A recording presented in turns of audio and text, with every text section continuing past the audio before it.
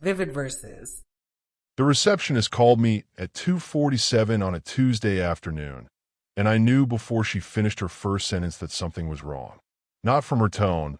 Margaret has the same calm cadence whether she's announcing a delivery or telling me the building is on fire. But from the careful way she said my name, the small pause before "I think you should know." "There was a woman in your office this morning," she said. "She told me she was your fiancée and that she was picking up some paperwork you'd forgotten. She had a key." I was sitting in a coffee shop 2 blocks from my office, a meeting that had ended early, a folder of unsigned documents in front of me. I set down my pen. I did not say anything for a moment because I wanted to hear what she would say next without my voice in it. "I'll let her in," Margaret continued. "I shouldn't have. I'm sorry." She was in there for about 40 minutes. She was very specific about not wanting me to come in and check on her. She said she didn't want to disturb me. 40 minutes, I said. I checked the security feed after she left. "I thought you would want to know what she did in there." She had a key, I thought. She had a key because I gave her one 8 months ago when she was waiting on a delivery and didn't want to drive home between meetings. I had forgotten to ask for it back. I had forgotten because I trusted her, and because trusting her had been the entire architecture of the last. I stopped that thought. It wasn't useful yet. "Margaret," I said, "don't delete the footage. Don't tell anyone else. I'll be there in 15 minutes. "Of course." "And Margaret, you didn't do anything wrong." She was on the approved list. "You followed protocol." "I still feel I should have called." "Call next time," I said. "There won't be a next time, but call next time." I hung up and sat very still. The coffee in front of me had gone cold an hour ago. I noticed, with the clarity that sometimes arrives in moments like this, that my hand was perfectly steady. This was useful information. It meant that some part of me had already known. I thought back over the last several months, lining up small things that had not, individually, seemed like anything. The way she had asked twice what my therapist's name was, framed each time as casual curiosity. The evening she had mentioned a phrase I had used in a journal entry 6 months prior, attributing it to a conversation we'd had when I was certain we hadn't. The morning I'd come into the kitchen to find her closing my laptop with a slight too quickness, claiming she'd been checking the weather. These had not been evidence. They had been static. But static, gathered over time, becomes signal. I paid for the coffee and walked to my office. Margaret had the footage queued up when I arrived. She was a careful woman in her late 50s who had worked the front desk of the building for 9 years, and I trusted her judgment more than I trusted most people's. She did not editorialize. She simply turned her monitor toward me and pressed play. The camera in my office is mounted in the upper corner, near the door, angled toward the desk. I had installed it 2 years ago after a break-in on the floor below ours. I had told her about it once in passing, and she had said that's smart, and we had moved on to another subject.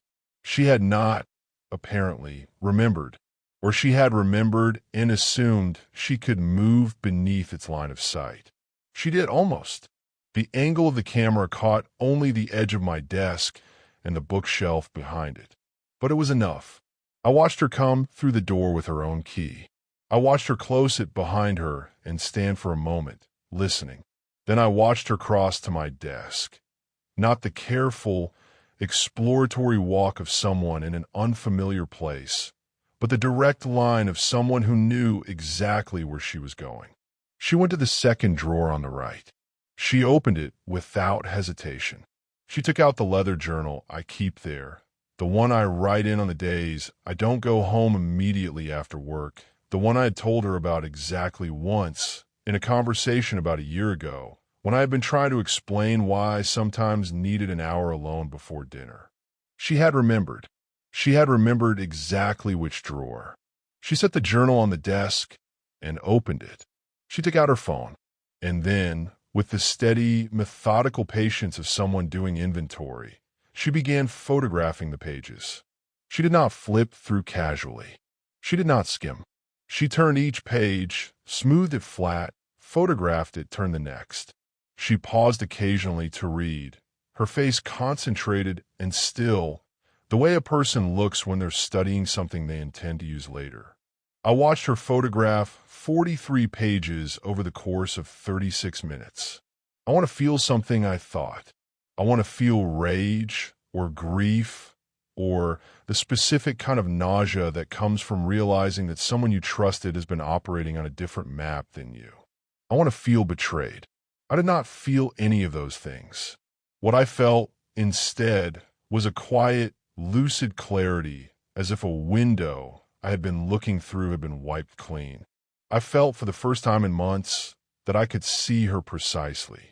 The therapy, the journals, the hour-long phone calls with my oldest friend on Sunday evenings, the ones she had asked me gently not to take in the bedroom because she found my voice distracting, the ones I had moved to my home office where I now understood she had probably listened through the door or recorded them.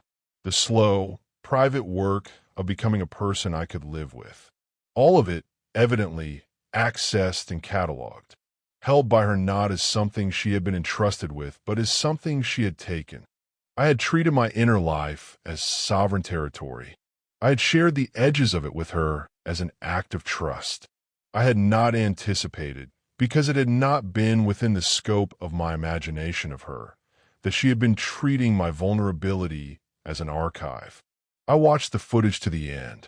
I watched her close the journal, return it to the drawer, straighten the items on my desk so they were exactly as she had found them, and leave. She had not taken anything physical. She had not needed to. Should I send you the file? Margaret asked. Send me 3 copies, I said. 1 to my personal email, 1 to my work email, and 1 to this address. I wrote down the email of my attorney. Don't include any text in the message. Just the file. Of course. And Margaret, change the lock on my office door. Today, if possible. New key only to me. I'll call building services now. Thank you. I mean that. She nodded. She did not ask me what was going to happen next. This was one of the things I had always appreciated about her. I went back to my apartment that evening at the usual time, which was the first decision. The second decision had been made in the cab on the way home. I would not tell her tonight. I would not tell her tomorrow. I would do nothing differently for as long as it took to do everything that needed to be done first. This was not strategy in the manipulative sense. It was structure. A confrontation conducted before preparation is a confrontation lost. Not because the other person wins, but because the matter at hand becomes the argument itself, the volume of it, the choreography, instead of the simple fact that needs to be communicated. I had learned this from years of negotiations that had nothing to do with my personal life, but the lesson generalized. You make every decision that matters before you sit down at the table. Then, at the table, you simply describe what is true. She was in the kitchen when I came in, chopping something.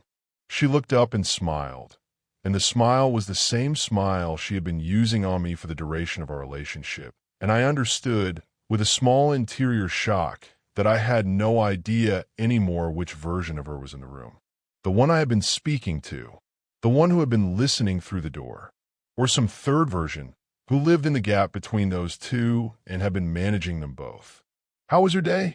She asked. Fine, I said. Long. How was yours? Good. I went into town for a bit. Picked up a few things. I looked at her for a moment longer than I needed to. She did not flinch. She did not falter. She returned my gaze with the open warmth of a person with nothing to hide, and I realized that this, more than anything I had seen on the security footage, was what I needed to remember.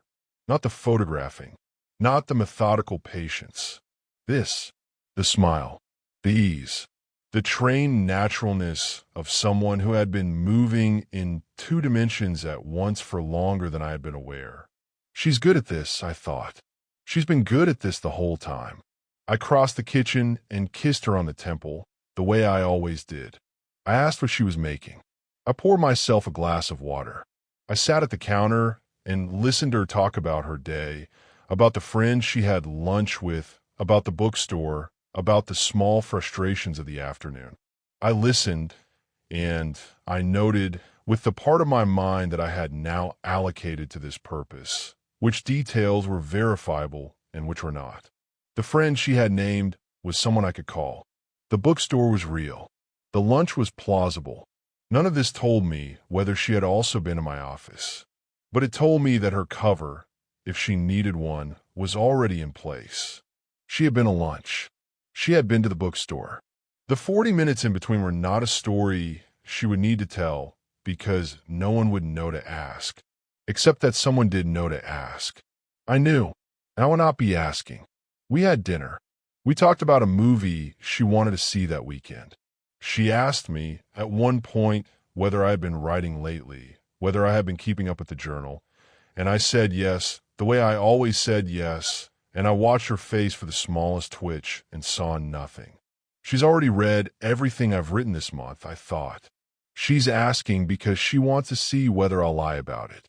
She's testing the perimeter. I did not lie. I told her I've been writing about work, mostly about a difficult conversation I'd had with a colleague. I gave her enough to confirm what she already knew, and not so much that she would suspect I was performing for her.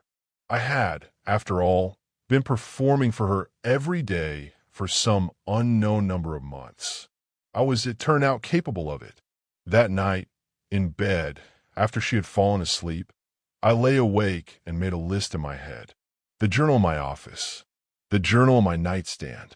The journals in the storage box in the closet, 7 of them, going back almost a decade. The therapy notes I sometimes wrote on my laptop. The voice memos I occasionally recorded after sessions, which were synced to the cloud. The letters my brother had written me during the worst year of my 20s, which I kept in a wooden box on the top shelf of the office closet. Photographs. The book my grandfather had given me when I was 9, with his inscription on the inside cover. A small handful of physical objects that meant something to me and would mean nothing to anyone else. I would need to remove all of it, quietly, over the course of 2 days or 3, in such a way that she would not notice. Because if she noticed, she would adjust, and her adjustment would be more difficult to read than her current behavior. I thought about where to take it. My brother lived 90 minutes away.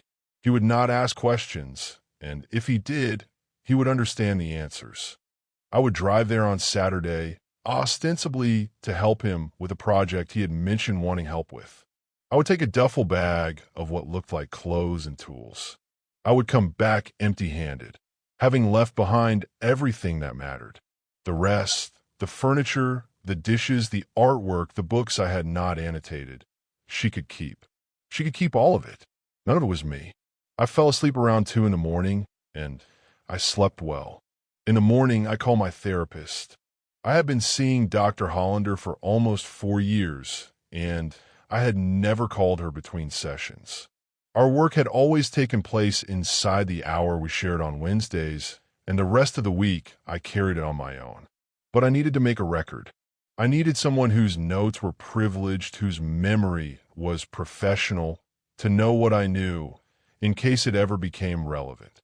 She picked up on the second ring. "Is this an emergency?" she asked, because that was the protocol. "No," I said. "It's not an emergency. But I need to tell you something, and I need you to write it down." "Go ahead." I told her, in the cleanest sentences I could construct, what had happened. The receptionist call, the security footage, the 40 minutes, the journal. I did not editorialize. I did not speculate about motivation. I described what I had seen in the order I had seen it. Dr. Hollander listened without interrupting. When I was done, she said, "I'm going to write this down exactly as you've told me. I'm going to date the entry to today and note the time of this call. If you need me to speak to anyone, an attorney, a court, anyone, I will. Thank you. How are you?"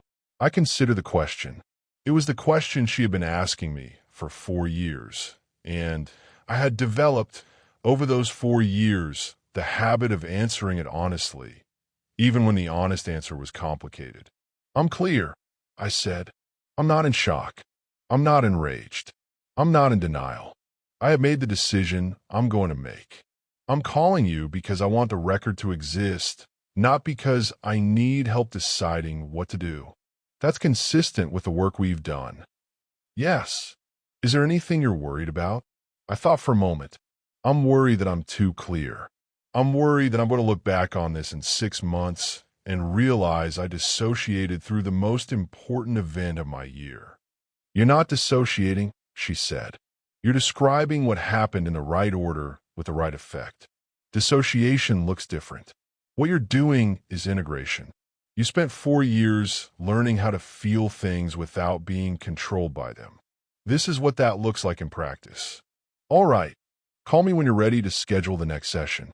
I have time on Wednesday and Friday this week. I'll call you Friday. Take care.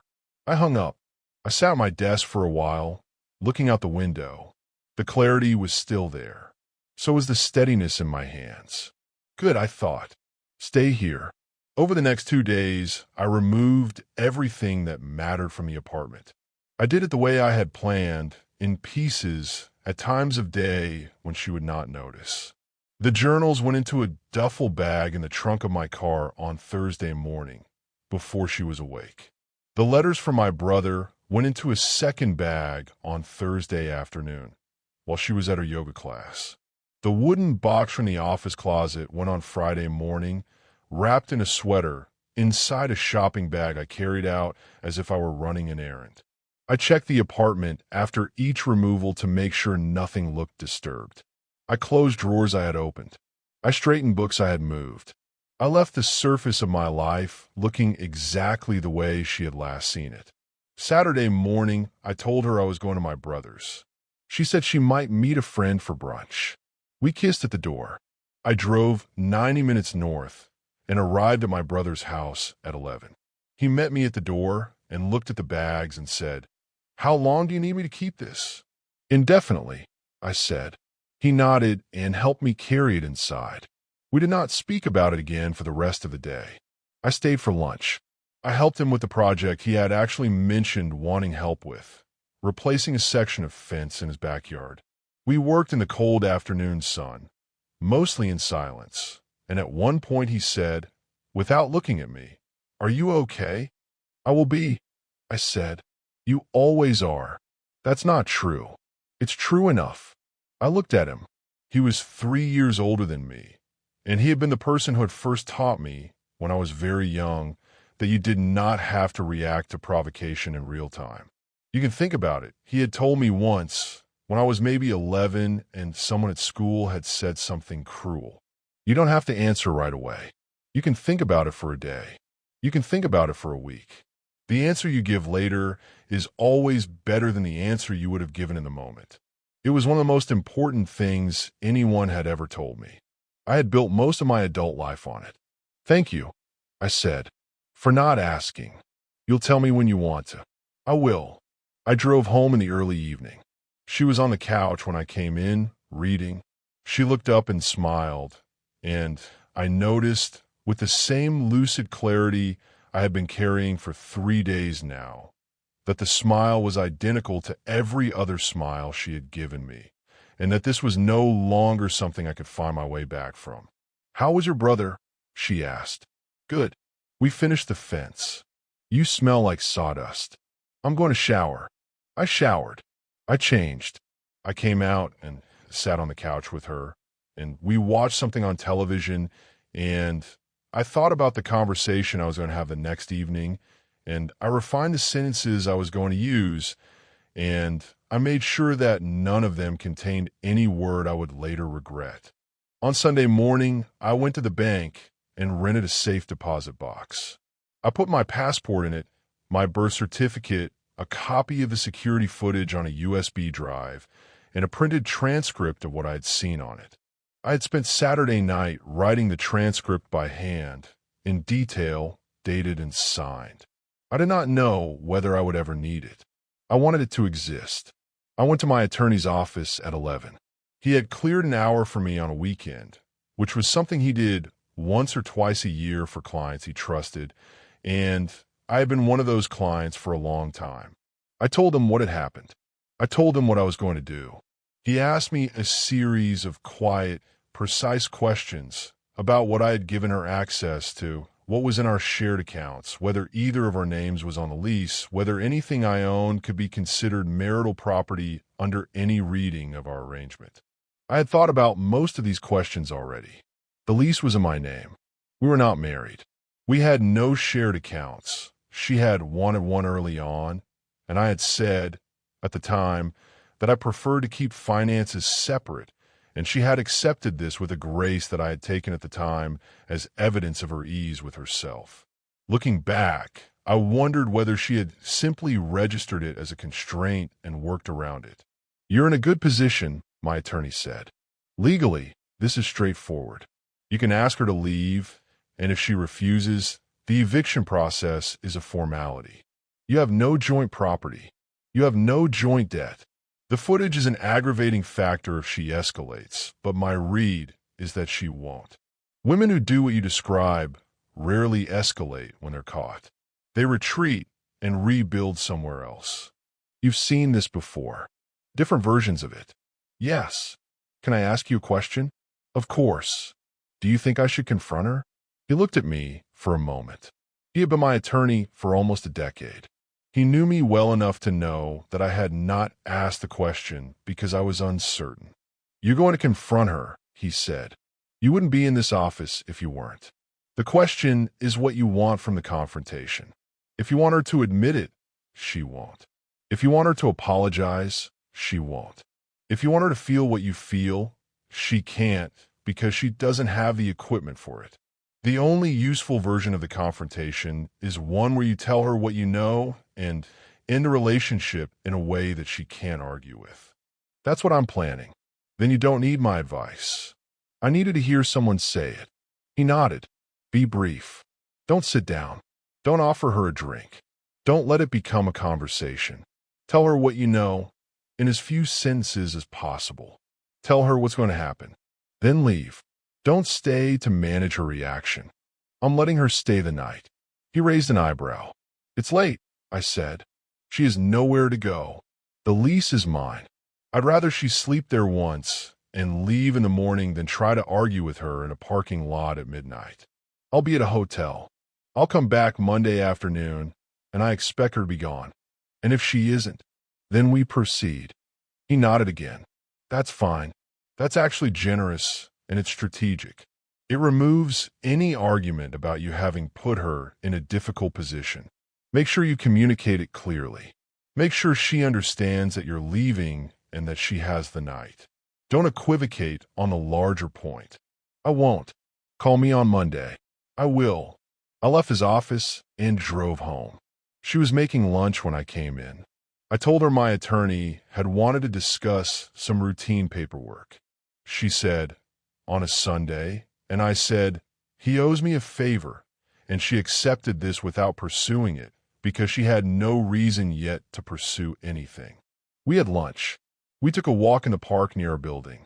She held my hand, and I let her, and I noticed, with a kind of distant scientific interest, that her hand felt the same as it always had. The body is a stubborn thing. It does not know about the things the mind has discovered. It goes on registering warmth as warmth, even after you have learned that the warmth was an instrument. We came back to the apartment around 4. She said she was going to read for a while. I said I had some work to finish. I went to my home office and packed a bag. I packed it the way I had been doing everything for the last 4 days, carefully, with the unhurried efficiency of a man who had already made every decision that mattered. 3 changes of clothes, toiletries, the book I was reading, my laptop, the folder of documents I had pulled together for my attorney, a second folder for myself containing copies of everything I might need for the next 2 weeks, phone charger, wallet, the small leather pouch of cufflinks my father had given me when I graduated college, which I had not yet moved to my brother's because I had wanted it with me. I zipped the bag. I set it by the door of my office, where it would be invisible from the living room. I sat at my desk for 10 minutes and reviewed, one more time, the sentences I was going to say. There were 2 of them. I had written them down on a piece of paper and then memorized them and then burned the paper in the kitchen sink that morning while she was in the shower. The sentences were, Margaret called me on Tuesday. I've seen the footage of you in my office, and I know you've been listening to my phone calls. That was the first one. The second one was longer, but it was not a sentence I planned to deliver from a sitting position.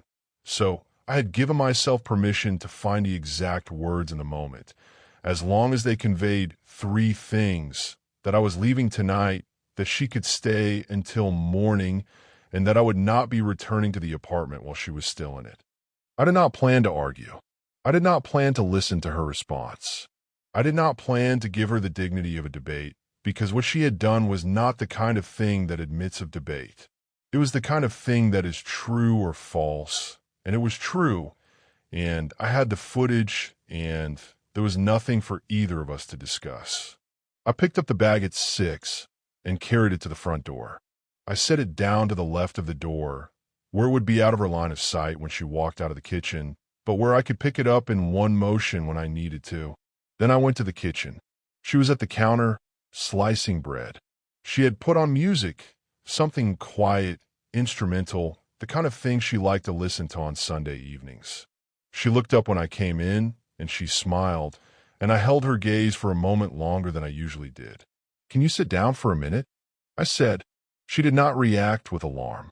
She did not react at all in the visible sense. She set down the knife.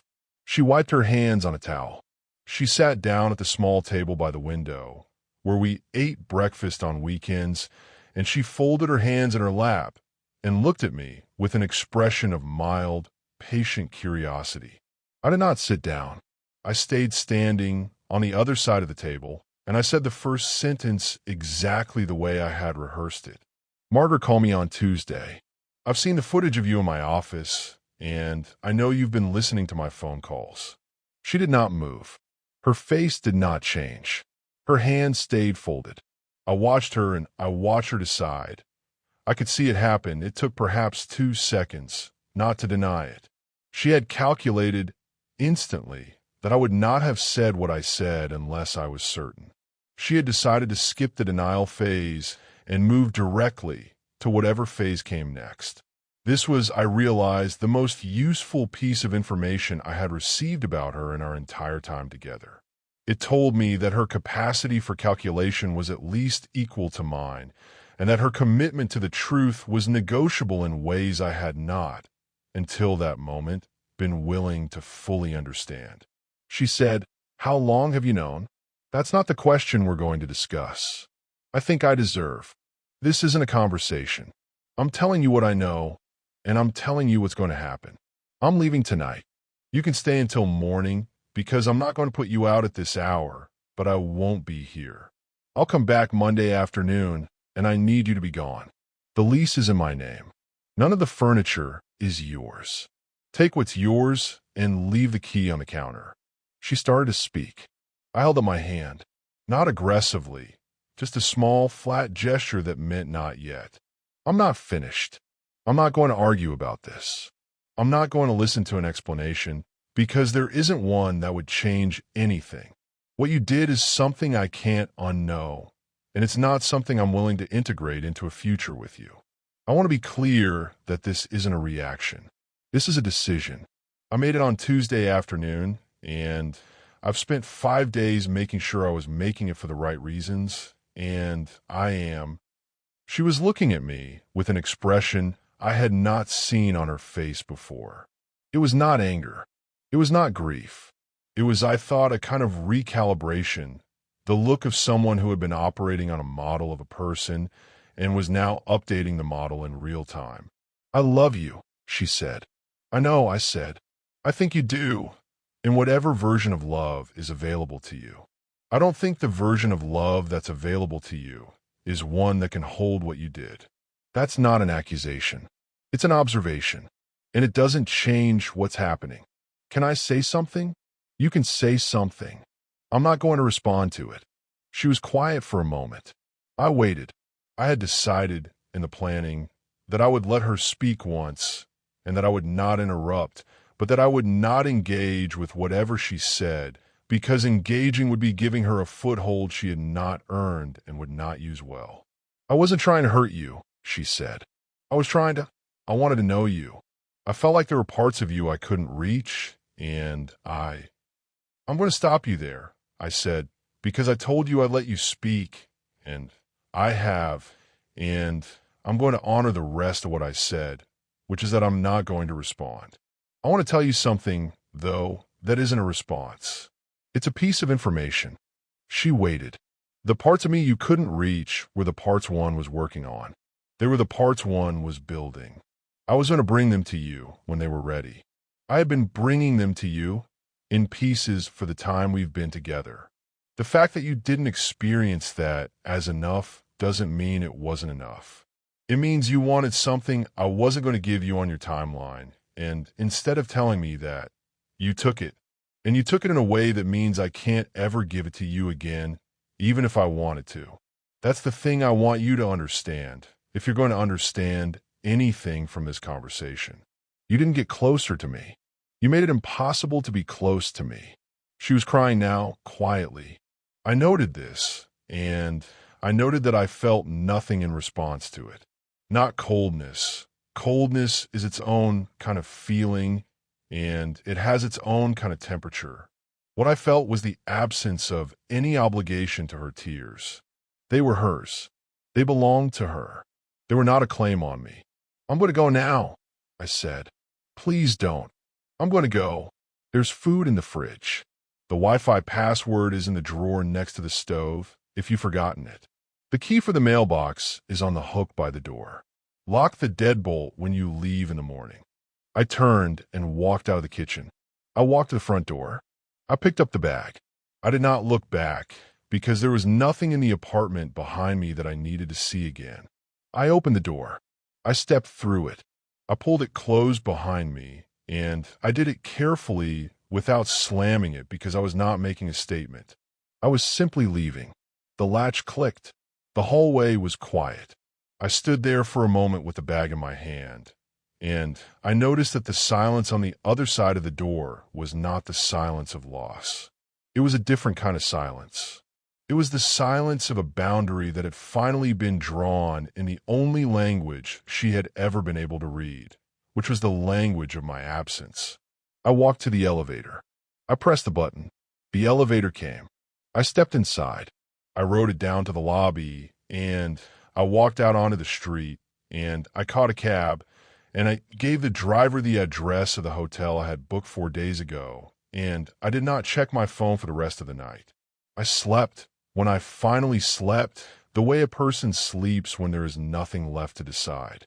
In the morning, I called my brother. "It's done," I said. "You okay?" "I'm clear." "That's not the same thing."